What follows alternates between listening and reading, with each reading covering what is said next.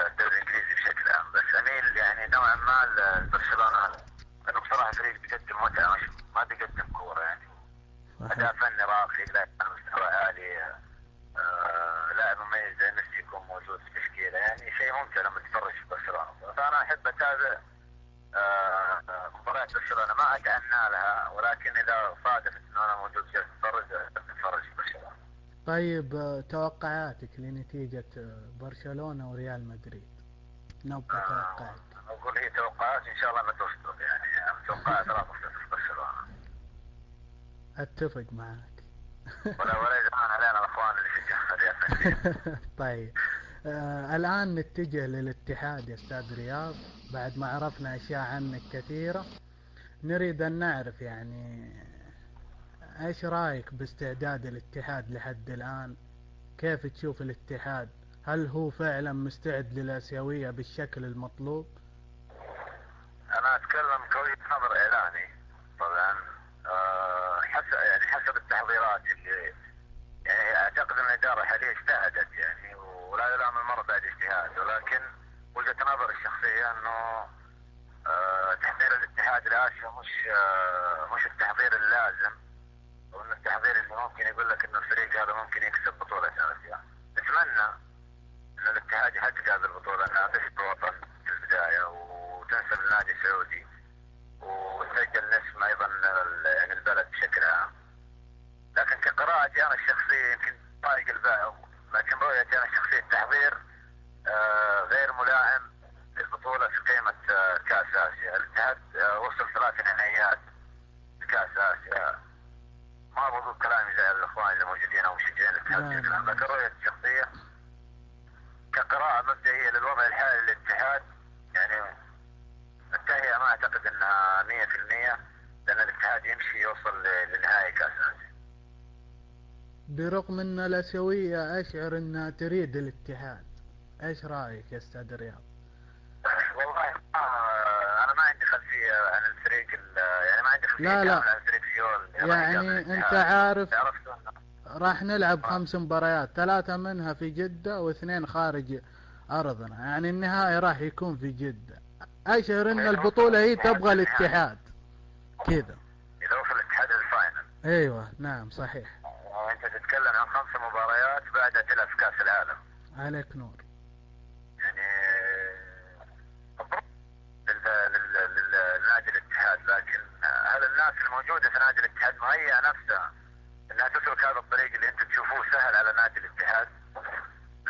اللاعبين عندهم رغبه انهم يسلكوا زي ما تفضلت تقول لي 3 مباريات على ارضه مباراتين خارج ارضه، وزي ما انت تقول البطوله تنحي من الاتحاد. نعم صحيح. البطوله تنحي، لكن هل الاتحادين يبحثون عن البطوله؟ هنا هذا السؤال السؤال المهم. صحيح. طيب أستاذ رياض، اليوم أنت حضرت طبعا مباراة الاتحاد واتحاد الشرطة. طبعا في بعض المشجعين يبغون يطمنون عن مستوى الاتحاد. كيف شاهدت الاتحاد وكيف شاهدت الأجانب الاتحاديين؟ اعتقد انه جيرالدو ويندل مكسب للكره السعوديه مش لنادي الاتحاد، اذا ظهر بنفس المستويات اللي كان يقدمها في الدوري الفرنسي. نعم. واعتقد ان اللاعب هذا جيد، لكن الحمل الكبير من وجهة نظري راح يكون على اللاعب فهد العنزي كلاعب اسيوي، لانه حل عن اسم اسيوي كبير بصراحة، يعني في بديل لاحمد حديد. فالحمل راح يكون على فهد العنزي كبير والسؤال برضه هل ممكن فهد العنزي يخدم المجموعة، او انه المشكلة اخوي مشاهد انه احنا صح. لما نجيب محترف في الدوري السعودي او تفكر انك تجيب محترف، يجب ان المحترف هذا لما تجيبه يسوي اضافة صحيح. للفريق فنية كبيرة ويشيل الفريق. انا ما اجيب مثلا لاعب محترف اخلي لاعبين المحليين هم اللي يشيلوه. نعم صحيح. فالحمد انا اتوقع من وجهة نظري على فهد العنيزي راح يكون كبير، او ممكن ان اللاعب يتاقلم على الاجواء هنا ويقدم فعل افضل من يعني من اللي قدمه المنتخب وطنه مع ناديه، وكل شيء جائز يعني في كرة القدم. وما راح يعني وجهة نظري انا ما راح احكم على حد لحد ما تشوف انه الفريق يمشي في مباريات، تشوف الرتم حق الفريق بشكل عام واداء اللاعبين كمجموعة مع بعض وتقيم بعد انت. لكن وجهة نظري في البرازيلي اذا استمر ويندل كما كان في نهاية فترته مثلا في الدوري الفرنسي،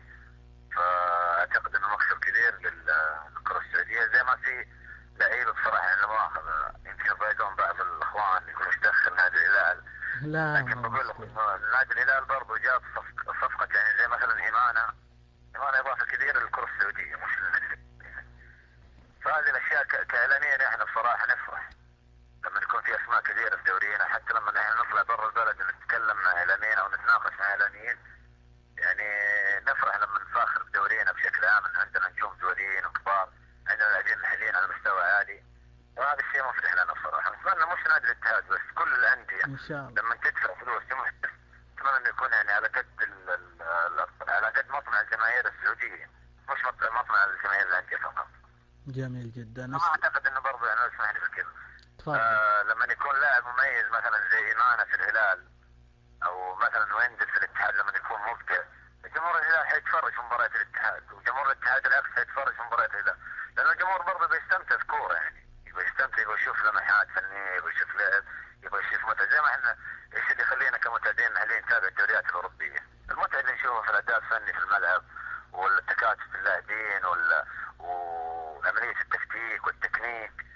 فبعض الاحيان احنا نستمتع لما يكون هولهانس مقدم مستويات ممتازه مع الهلال، وانا متاكد انه كان في كثير من جمهور الاتحاد يتابع هولهانس لما كان يلعب مع الهلال، ياسر القحطاني، كثير من الناس يتابع محمد نور لما يلعب مع الاتحاد. فهذه النقطه اللي اتكلم عنها، ان احنا نحب نتابع المتعه، فما يمنع انه ننقل المتعه من اوروبا لدورينا المحلي، نستمتع احنا في دورينا احنا. نعم جميل جدا. طيب سمعنا أخبار كثيرة، ما أدري ممكن تزودنا فيها إذا أمكن، بخصوص ياسر الشهراني. سمعنا أن الاتحاد يفاوض والهلال دخل على المفاوضات. إيش آخر المستجدات بخصوص ياسر الشهراني؟ بالنسبه لي والله ما عندي اي معلومه عن وضع اللاعب يعني في عمليه المفاوضات، وبلاش يعني سهل شيء، بلاش نقول ان الهلال دخل على الاتحاد او الاتحاد دخل على الهلال. احنا صرنا بسوق انتقالات. صحيح. احنا في زمن احتراف، معك سيوله تدفع تجيب اللاعب اللي انت تحتاجه. جاء نادي ثاني عنده سيوله اكثر واخذ اللاعب الله يبارك له، هو مقدرته احسن منه. فما اعتقد انه الشيء زائل يعني، والامثله كثيره. الاتحاد اخذ لاعبين من الهلال، الهلال ممكن دخل الاتحاد زي ما تفضلت من الصفقات هذا، بس برضه احنا الان في زمن احتراف، لازم الجمهور بشكل عام استاذ رياض، اتمنى ان فعلا هذا الزمن الاحترافي يطبق مو على اشخاص واشخاص. فشاهدنا منصور البلو يوم كان رئيس نادي للاتحاد، ممكن في الموسم الواحد يجيب لك 4 لاعبين محليين. بعد ذلك قرروا انه يضعون كذا قرار انه على اي نادي فقط يأتي بلاعبين، وما ادري ايش المقصد. يعني انت ايش رايك؟ تشوفه كذا ايش رايك؟ انا ما اقيس على اسمه، انا اتكلم انه الانديه غنيه برجالاتها، فاذا مثلا تكلمت عن الاتحاد انه منصور غاب، فالمفروض انه في 1000 منصور غير منصور اللي غاب. يعني في ناس تقدر تعوض غياب الناس، يعني يثبت حبهم بهذا الكلام. صحيح انه منصور رمز من رموز نادي الاتحاد اللي مرت على تاريخه، ولا احد ينكر هذا الشيء سواء من جماهير الاتحاد او من غير جماهير الاتحاد، من الاعلاميين. الرجل قدم الكثير، وقدم شيء لن ينسى ابدا لنادي الاتحاد او الكره السعوديه بشكل عام. لكن تتكلم انت عن فتره منصور، طيب انتهت. الفتره الحاليه ما في رجل يحل محل منصور مثلا ويعوض الاتحاد، والانديه الثانيه بتخش في صفقات وبتخلص امورها من اعضاء شرفها خارج اداره النادي. طيب هل تتفق معاي يا استاذ رياض ان بطاقة عضوية عامل ستغنينا عن دعم اي شخص يأتي للاتحاد؟ هذا مش بس نادي الاتحاد، جميع الانديه السعوديه، او خلينا نتكلم عن الانديه الجماهيريه الاكبر في نادي الاتحاد. نعم. اذا فعلت لهم هذه الامور راح تستغني عن دعم اعضاء الشرف، ولن تحتاج اي عضو شرف يفرض وصايته على النادي او يحاول انه يسير امور النادي بما يشتهي هو، لانه راح يكون في مجلس اداره مستقل بامور فنيه. تكون بعدين في عالم مخصص اللي بدأنا فيه ان شاء الله، راح يكون في عضو مجلس اعضاء مجلس اداره الجماهير راح تعتبر مساهمه في النادي، راح يكون في حساب، راح يكون في يعني ما راح تكون زي ما يقول حبل الغارب، يعني بمزاج عضو الشرف انا ادفع، انا اجيب اللاعب هذا، انا ما ادفع. يعني ما راح تكون الانديه يعني تدار بالاهواء. جميل جدا. طيب انا اعتقد انه جمهور الاتحاد يعني بطاقه العضو العام تقريبا قيمتها هي 400 ريال كجديده، كبطاقه جديده. اعتقد انه هذا المبلغ، فانت اضرب يعني 400 بس. لا وغير كذا السنوات الجاية يعني كم راح يصير؟ يعني مو انا اقول لك انت انا اسالك هذا السؤال، انت جمهور ناديك مثلا لما يدفع 100,000 مشجع يدفعوا لناديهم ويشتركوا في بطاقات، يكون لهم عبر البطاقات هذه تكون لهم برضو مميزات، يعني مش بس انه يجي يدفع المشجع عشان يدعم ناديه، لا يدفع المشجع ويقابل مقابل هذا الشيء البطاقة هذه فيها مميزات للمشجع هذا، ممكن تخفيضات في الشركات حقت اعضاء الشرف في نادي الاتحاد، في شركة السيارات، في المستشفيات، في التأمين، في الامور هذه، يعني ممكن النادي يخدم جمهوره وممكن الجمهور يخدم ناديه، وتستغني انت عن عملية الو يا طويل العمر هلا معك ترسل لي مبلغ ومبطل كلمة تكفى وعشان خاطري وطالبك. احنا نلعب كرة قدم، هي مش يعني لا مؤاخذة الكلمة لهم قبائل، يعني طلبناك ويعطنا صحيح. وما اعطيكم وانا لازم تسوي فيه. فاعتقد انه نوصل يعني زي الاندية اللي موجودة برا، يعني ما يمنع انه بلدنا تتطور وانديتنا تتطور ونكون زي الدوري الانجليزي مثلا واندية مستقلة وشركات صحيح. هذه وجهة نظري الشخصية، يعني اتمنى ان شاء الله ما فايدة. لا لا، ما هذه وجهة نظرك ونحترمها يا استاذ رياض. طيب ممكن اطلبك طلب؟ تفضل اخي. الله يخليك. ابغاك عليه ان شاء الله ارد لك اياه. لا لا، راح تلبيه باذن الله. ابغاك تقول خليك على روم صوت جماهير نادي الاتحاد. خليك على روم صوت جماهير نادي الاتحاد.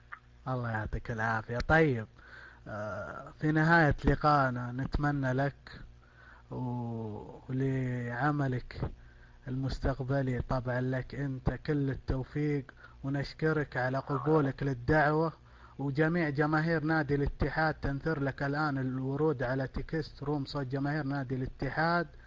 كلمة أخيرة تحب تقولها أنت يا أستاذ رياض؟ أول شيء اللهم صل على سيدنا، أشكرك أول شيء أخوي مشاري على هذه الاستضافة، كل سنة وأنت طيب، وأشكر الأخوان المتواجدين معكم، نهدي لكم بالتوفيق إن شاء الله، وأتمنى لكم إن شاء الله شهر مقبول وصيام مقبول بإذن الله وقيام مقبول، ونهدي لكم بالتوفيق في مسيرة ناديكم مع بطولة آسيا إن شاء الله. لأن تسجل لنا كأبناء البلد هذا قدمة نادي الاتحاد، ما في شيء. نفخر ونفرح فيه. تحياتي لك اخوي مشاري، الله يخليك، وتحياتي للاخوان الموجودين عندك، وكل سنه وانتم طيبين. واختم كلامي بكلمه ان شاء الله ما دام على لساني ولسانكم باذن الله، نقول لا اله الا الله محمد رسول الله. مشكور وما قصرت، يعطيك الف عافيه. حياك الله. شكرا.